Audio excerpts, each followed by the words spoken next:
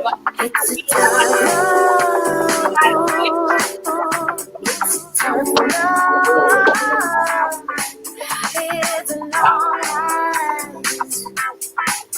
Look for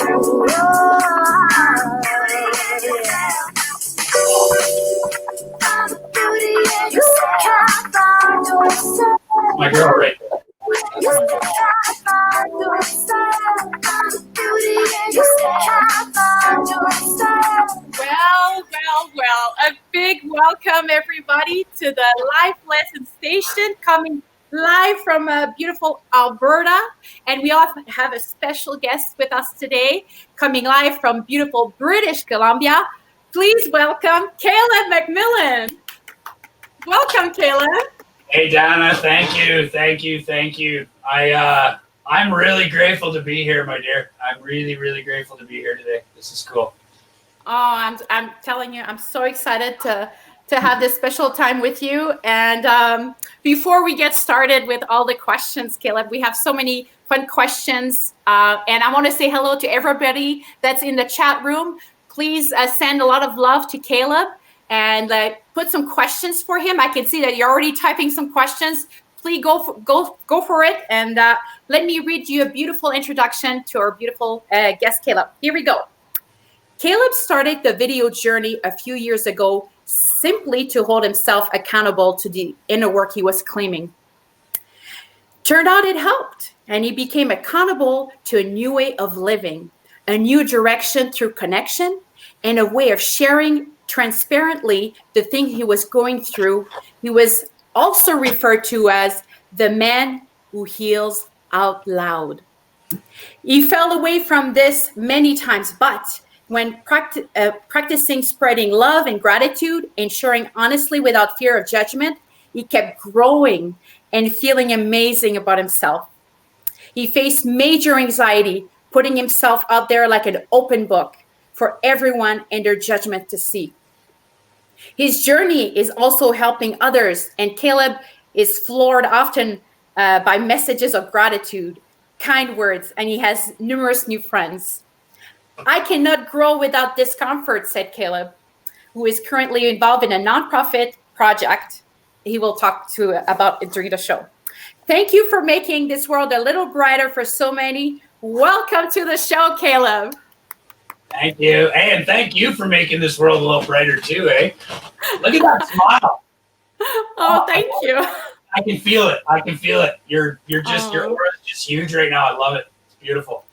Oh, well, thank you, Caleb. It means a lot. And yes, we are trying to make this world a little better for many. And this is my contribution by bringing wonderful guests like Caleb. So I'm happy to do this for the world. And Caleb, before we get started with a question, I wanted you to talk to me about the song that was playing when we came in. The song that was playing, that's by a band named Earthbound that are from the British Columbia area. At Kira Music, Kira Hogg, one of my dearest connections in my life, to be honest. She's one of the people I'm ever so grateful for. And we have a very unique connection. Kira sends me music. I learned a few months back that I'm one of a few people that gets to see the projects as they arise. And her music's a big part of me. And it's also the music that these guys put out is soul music. You know, it's funk, it's soul. It's all about that bright light. And for an empathetic person like myself, music is powerful. I used to work with a French chef actually, and he used to say to me lots that how do you put it? And bear with the accent here if I go that way, but he used to say music washes away the sins of the everyday soul. And I believe that today, that I can sit in meditation with music. And so for me today, I asked that we played that song because not only the connection to Kira in my life and how powerful that is for myself, but also it's beautiful music. It's beautiful music, and I want to support beautiful things. Well, that's what I just want to say Caleb could have played his own music and showcase his music, but he chose to showcase another talented musician. And that's the kind of person he is. He wanted to spread the love and sharing the opportunity with everyone. So thank you, Caleb, for that. And, and beautiful music, but she's also a beautiful person, right? Yeah. And I'm all about supporting beautiful humans who are out there every day, you know, trying to live the same way as I am, through their heart, spreading love, being there for one another, and this person encompasses all of that. So. Oh, that's awesome. I can't wait proud. to meet her. I'm really proud right now that I got to be able to be a part of this and do that. Like, really proud. So awesome. Cool. Thank you, Caleb. And I've noticed that lately you've been wearing some pretty bright shirt. Can you tell us why you're wearing bright shirts? Okay, I wear black. I'm actually I'm known for black. I wear black. That's what I wear. And in the last few months, I've been focusing on trying to wear a little bit more bright colors, and sort of trying to represent what I've got going on the outside happening, you know, in the inside. And I'm finding life is very bright right now. So I'm stepping really far away from my comfort zone and wearing what's comfortable, which is dark clothing, and wearing black. The shirt today, it's Tick Suck. I don't know if you can see that. Tick Suck. This is in support of all the Lyme warriors out there. Oh, Lyme disease. Yes.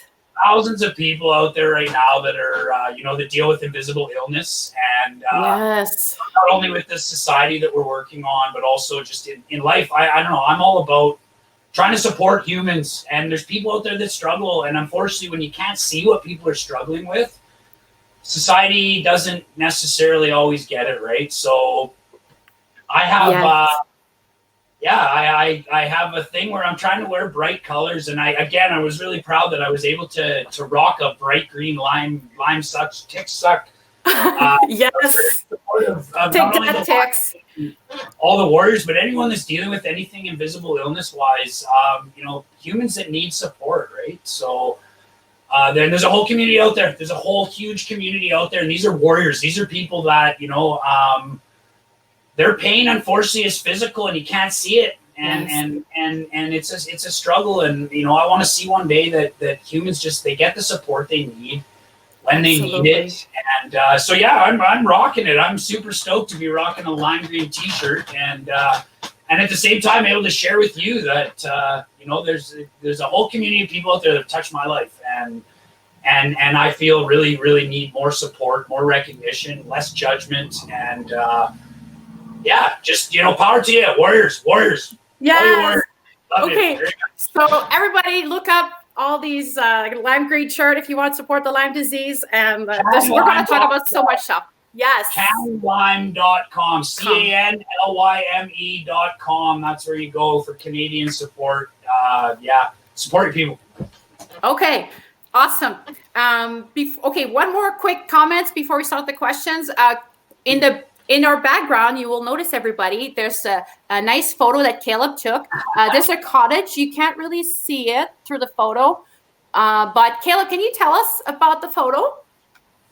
Well, it's a photo in the background here. It's a family cabin. I'm fortunate that my family has we've got a cabin. I'm not going to say where because there might be people watching, but my grandfather chose a piece of land in the Nicola Valley long time ago, and built a little cabin that's been passed through my family. My father takes care of it today, and it's secluded. It's the only thing on this lake. It's my serenity. It's my zen. It is the I don't know. It's the most. It's my favorite place on the planet, and it's my family's. You know, I grew up going to friends' cabins and stuff, right? And I always thought to myself, man, I wish my family had a cabin or something like that. And I was in my middle 30s when I realized that my family's got this beautiful gem, and it's in nature. There's nothing for 47 kilometers, pretty much. Wow. It's as raw as it gets. It's a big part of my children and I's relationship. And anyone that ever goes there doesn't want to leave. You know. You were telling me the other day that to get water, you have to boil it. Hey, you have to boil the water. Boil water. There's no power in that. It's rustic. It's living off the land kind of thing, right? So nice. Thank you for sharing that, Caleb. And I hope everybody gets a nice cottage. I want one. Anybody offering a cottage or free vacation, let me know. Send me a message. Okay, we're gonna get started with the questions, and as I'm answering the question, sorry, Caleb's gonna be answering the question. I'll be putting some nice. I'll ask the question and answer them too. No. I'll put some nice photo of Caleb to showcase some of his life experience. So, Caleb, why don't we get started with the first question, and then I'll play with the video screen. Okay. So, on your Facebook profile, under your name it says, AKA Bruce Wayne. Are you Batman? I'd like to think so. No, I'm not. Though my son actually, I think, thinks that I might be Batman. Cool. You know, Facebook came out in 2006 or 2007. Shortly before I quit drinking, to be honest, the first time. And my nickname around a local bar that I worked at and frequented and drank at a lot was Batman. And one of my best friends at the time that worked at the same place as me, Linda Ambasinius, love you. I don't know if you see this, but I do love you. Her nickname was Batman too, and we played on that. So cool. I wasn't into the social media stuff when it first started, so she set me up a Facebook account named Bruce Wayne. Oh. And that's why today you can't get rid of the Bruce Wayne on my Facebook, because it started as Bruce Wayne. Yeah, I noticed that. There's people out on the planet today that think my name is Bruce. I attend a treatment center for alumni groups every few months, and it blows me away. There's a gentleman there that still to date thinks my name is Bruce. Yeah. So, and then there's that meme that goes around, right? If you don't want to be yourself, just be Batman. So, you know. Okay. So when you call your superpowers, you can be Batman. I like it. I might have to change that title to ta-na-na-na-na-na-na, Earthman. Earthman. There you go. No, my kids and I, when we do our knuckles, we go na-na-na-na-na-na-na, Batman. Oh, so it's cool. It's a cool thing. My house is covered in Batman stuff. I never was a big Batman fan. I love the logo. People buy me Batman stuff. It's just accumulated, you know. Oh, that's funny. That's funny. Well, I'll keep that in mind to buy you some Batman stuff. But even though, anyway, you're collecting by default, hey? Mm-hmm. So, Caleb, can you tell us a little bit about your life and when you started your healing journey? So we're going to get into that stuff now. So give us a little bit of background and how you started your healing journey. Okay. Well, my name's Caleb, and I'm an alcoholic. I started my healing journey, I would say, 2007. Bit of backstory. Like I said, I'm alcoholic. I took my first drink at 11. And I lived a life in the bottle for a long, long time. I created a lot of chaos in the world. If you were touched by me at any point prior to 07, there's a good chance it was a negative. It was a negative experience. You were lied to, you were hurt, you were cheated, you were manipulated. I got sick and tired of living in I'm going to say shit. Sorry, I said it. And I found myself in a treatment center in 2007, and that was about the first time in my life that I'd actually taken a look at why I felt the way I felt, why I did the things I did, why I reacted to things the way I did, why I behaved the way I did.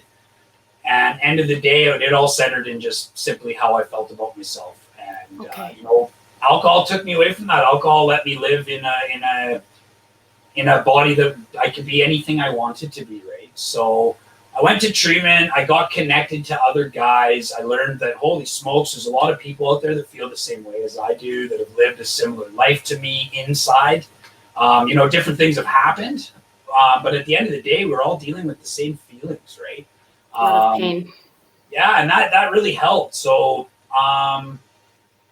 I started the journey that, like you said in the beginning, you know, it's been in and out of my life. I refer to it as relapsing into my defects of character, and what that is for me is I don't pick up a drink today, and I don't pick up substance today or whatnot. But I can very easily I can slip back into my defects, and at the end of the day, that's just I slip back into a bad perception of the world around me. I slip into fear, a lot of fear. Yes. So that's sort of where the journey started. And I moved back to a ski resort. I'm an alcoholic who still was able to work in bars and work in the industry that I loved to work in for all those years, as a sober man. And that was a big piece of my sobriety for a long time. But I relapsed into the alcohol, and I went out really, really hard, and I found myself back in the same treatment center after, 7.5 months of absolute chaos. I wasn't drinking socially. I wasn't drinking to have friends. I wasn't drinking to avoid. Yeah. Sorry, this might be triggering. I was drinking to die. I was at the place where suicide was not an option. I couldn't leave that legacy to my children. But I was okay in a state of, if I just dwindle away to the alcohol and they find me on a park bench dead, that's okay. I woke up one day and I got on my knees and I prayed. And I don't know even to date what I asked for, but I asked for me back, kind of thing, and again, I became willing to look inside what's going on. I didn't want to live in that. I didn't want to live in it anymore. And I chose myself. I said, I have to choose myself. And if I don't choose me today, I don't think I'm going to make it. So yeah, I guess that's a bit about how the healing journey started anyways. And it's really been impactful in the last 4 years. I took 4 years sober on June 15th. And okay. The journey's it's been more consistent these 4 years, but I've had times. I fell into a depression about 6 months ago that was, I don't want to say decapitating, but it was pretty well decapitating. I could not find myself inside, and I was living in. I've processed this now. I've grown through what it was that was hindering me, and it was all me. It was fear of me. To be bluntly honest, I had a really, really good life happening, lots of powerful, beautiful experiences. It scared me. It scared me that I was happy more than I was not. And so you ran, yeah. Yeah, I ran. I didn't run far. I ran to my couch, and it started as a day of, I'm going to get out of my head and engage in some television. And a couple months later, it was, if I don't find me again and choose me again, I don't know what's going to happen here, right? So I chose me, and I got willing. I got willing to look at the deepest, darkest depths of myself, because there's healing to do. And I'm quite grateful today to have a totally different mentality on my growth than I ever could have imagined. The deeper I go in self, the darker I get in self, the brighter my light is when I come out the other side. I lived a long time that the light would come, but it was just another train coming, and it was the Caleb train coming, the self-sabotage train coming, the you're not good enough train coming. And today I actually see the light at the end of the tunnel, because I got willing. I got willing to look at me, and only me. My balance lies in me. It doesn't lie out there. And I spent 35 years of my life pointing those fingers out there. It has to be something out there that is making me feel like shit, and it's not. It's something in here, and it's usually an insecurity or a fear. I deal with two types of fear today that are very prominent when looking at fears, and that's the fear of losing something that I've obtained, and that's the fear, or it's the fear of not getting something I want. Both lead me to living in expectation, right? So yeah, sorry, I'm rambling now. I feel like I'm. No, but Caleb, I'm just so moved by everything you say, because I never seen, I didn't know all the details, what led you to where you're at, because what I see now is such an inspirational man, open, raw, and real, just a powerhouse, that's what I see. So I need to know when you went from there to saving yourself and starting the video, like you're doing a vlog, like in public. So how did you come up with that idea? Was it an idea from a friend, or? Well, no, the video thing started. Yeah. Bluntly put, I say this to people all the time, I can't keep up with my mind when I'm journaling or I'm typing at times. Thus, when I go back and I do my inventories, I can confuse myself. So I started video journaling years ago. And this all started as accountability to me. I'm not going to lie. This all started as, yes, it is. Whoever said that healing is a journey, not a finish lines. No finish lines. Work, progress. one day at a time, just for today, right? I can't remember what you asked me before I got on. I was just curious, like when you said so your mind goes too quick, so you have to make videos, right? Accountability. I mean, I'm full of shit. I'm full of shit. I years of being full of shit. Honestly, Dana, I had a place in my alcoholism or in my addictions or my mental health or whatever it was where I wasn't waiting anymore to tell a lie. I was telling the lie, you know? I'll never forget a day I called my mom up and I said, I'm at the library. I'm researching something for alcoholism. And it hit me before I think my mom even realized I was flat out calling her to lie. I was like, you're not even waiting now for them to ask you what you're doing. You're so ridden with guilt and shame and remorse and whatnot. So when I first posted the very first video, it literally, I don't even know if it's still on the internet, but it said to people, I think I said, I got 1,500 people on my Facebook and I need you to help me hold myself accountable because I'm sick and tired of living the way I'm living. I'm sick of hurting people. I'm sick of hurting myself.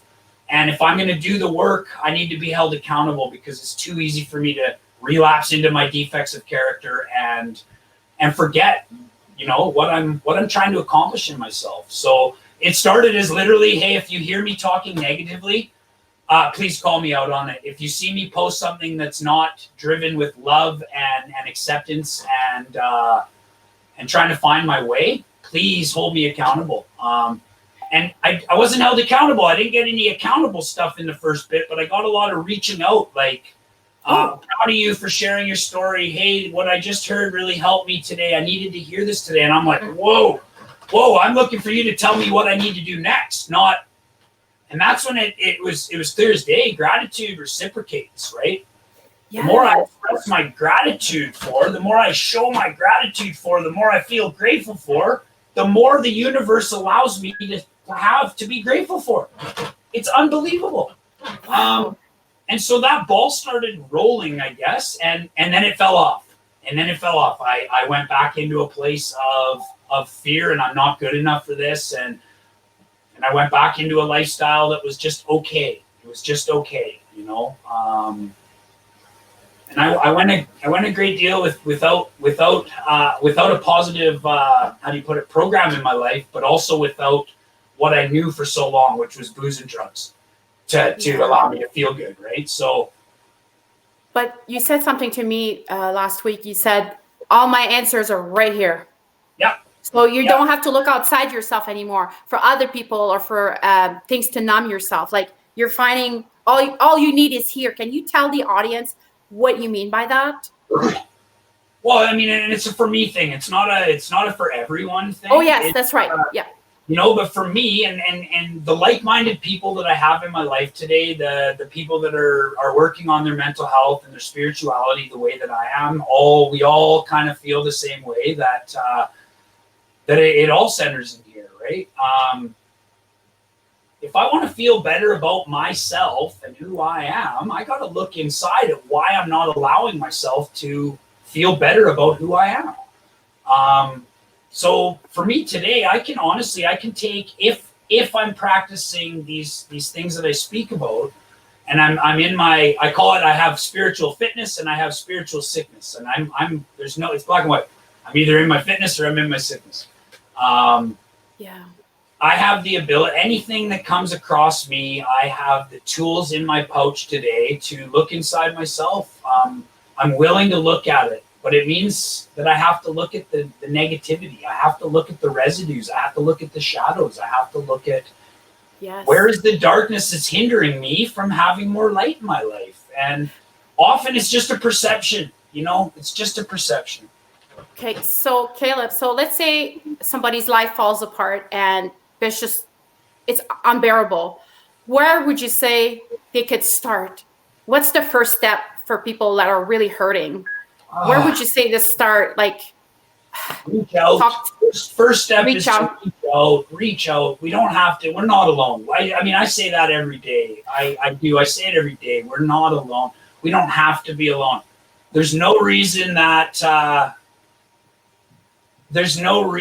anyone should have to feel like they're alone. I mean, and it's tough because we like just speaking about myself, when I'm living in that fear, I'm living in those defects, it's really hard. I may reach out, but it's really hard to get it out because I'm in a place where I'm not feeling worth it. I'm not feeling good enough to deal with my own stuff. So reaching out, even just saying I need help, I just need a conversation. And I don't look at, I don't actually look at my life as falling apart today or think, I've been saying for years, all these things have happened to me. Things have happened to me. Well, you got to remember all the things that I'm going through. I'm not going through shit. I'm putting myself through shit. Oh, I have the tools in my basket to love and find my own worth inside if I'm willing. And in order to be willing, I just got to be open-minded that there's other ways of healing ourselves, yes. If I truly want to heal, I got to feel it. So Feel it to heal it, hey? somewhat. So, I don't know if you wanted to talk about this yet, but I'm going to bring it up anyways. One thing I was so taken by is like you're learning to heal yourself, and now you're stepping up and want to help others, and you're involved in a nonprofit organization. Can you talk a little bit about that today? Yeah, I'll talk a bit about for sure. So same deal. 2007 when I went to Maple Ridge Treatment Center and sobered up. I left treatment just gung ho. Here's the world. Let's go. New life. New man inside. Rah rah rah. Rock and roll, right? And it was I don't know where in the journey I connection was huge to me. Connection was something that saved me. That helped me and that led me to being me again, just to being me again. And I can be me again without booze or drugs, right? But that came through connection, and I was driven. I'm going to start a connection society that connects people and keeps people connected. Now at the time, I became pretty powerful, was reaching back to the men I was in treatment with and how many didn't make it. Oh my gosh, yes. They didn't stay in their recovery. They didn't stay in their active recovery. And it's tough. It's tough out there, right? You come to life and it's different. And I can say that because twice in my life I've had to come out of an area of darkness and view the world through a different lens. And it can be scary even though you're excited about it, right? I just don't feel that we have enough support around people in recovery to keep them supported in their recovery life. And what recovery life is staying sober, doing the next right thing for somebody, living honestly, non-judgmentally, accepting your fellows, living through your heart, not being stuck in your head. A very powerful way of life. People who live in recovery and truly live in recovery, it is a powerful, beautiful way of life. And I wanted to see more. So years went by, and I was, like I said, I'm full of shit. So I'm on it, I'm doing this. But I was just sort of throwing ideas around. And when I went to treatment this last time, 4 years ago, that changed. And I started getting into the work of it was going to be called New Direction Through Connection. Okay. And something that I guess I've said a lot in my journey the last 4 years is, humble pie, man. Humble pie. That's me saying, hey, I accept it. It is what it is. Humble pie, right? Humble pie, right? Humble pie, right? And people started calling me humble pie guy, or a girlfriend of mine stamped it on a dog tag. I'm not wearing it today, but I wear a single dog tag for my sobriety dates. And a girl that I hadn't even met, she followed me on Facebook. She sent me a humble pie stamp, and then. Honestly, nice. It just came over me. This society will be the Humble Pie Society, and with that, 4 years ago, I had a contract in a little town outside of Quesnel, and I met who is my business partner, if you will, today, and her and I connected very, very strongly, and I talked a lot about New Direction Through Connection Society and what the dream was for this grandiose idea that Caleb had to help people, just to help people. There's no reason that people should be going without help today. I can't stress that enough. It's 2020. People are struggling, and there is no reason that a human being builds himself to a place to say, I want help and can't get help. That's ridiculous. And Wiley bought that. So actually, if it's okay with you, Dana, I have two. Someone asked me last week, and it was really cool because they said, are you looking at involving females in the humble pie stuff that you're doing? And my board is made up of females. Our volunteers and the people that are connected as of right now, as we're finalizing the build of this nonprofit organization. Lots of females, and I absolutely love it. So I do want to speak. I have to do this because these two females are not only like super dear to my heart, but they're also really, really powerful humans who live very similar way to me. And our goals. We often say, and it's I'm a dreamer. I'm a big dreamer. I'm a big dreamer, but we want to change the world, or at least the perception people have of it being such a scary place. So if it's okay, I'm going to read something off my phone real quick. Yes. I'm actually shaking. So I'm fortunate to have two of the most beautiful humans I know involved with this thing. We've got a third that we've asked to come on board, and then a multitude. I got 30 or 40 people that are involved with the finaling of our social medias and our public and private sides. So Wiley Bastead is the executive director for the company. She's also vice president of the board of directors. And I asked them to give me bios because I think too quickly, right? And I would spend your whole show talking about these two if I was given the opportunity. So Wiley has received degrees in special education and communications and is in the process of completing her degree in community economic development. Wiley has developed her working career in three primary fields: disabilities and rehabilitation for almost 30 years with a variety of nonprofit and for-profit enterprises, economic development and disaster recovery for government and nonprofit, and finally agriculture through her own ranch and other partnerships. Wiley is also an international speaker on disabilities and a business development coach, and is always amazed at the intersections her life takes. And she's just, I love you, Wiley.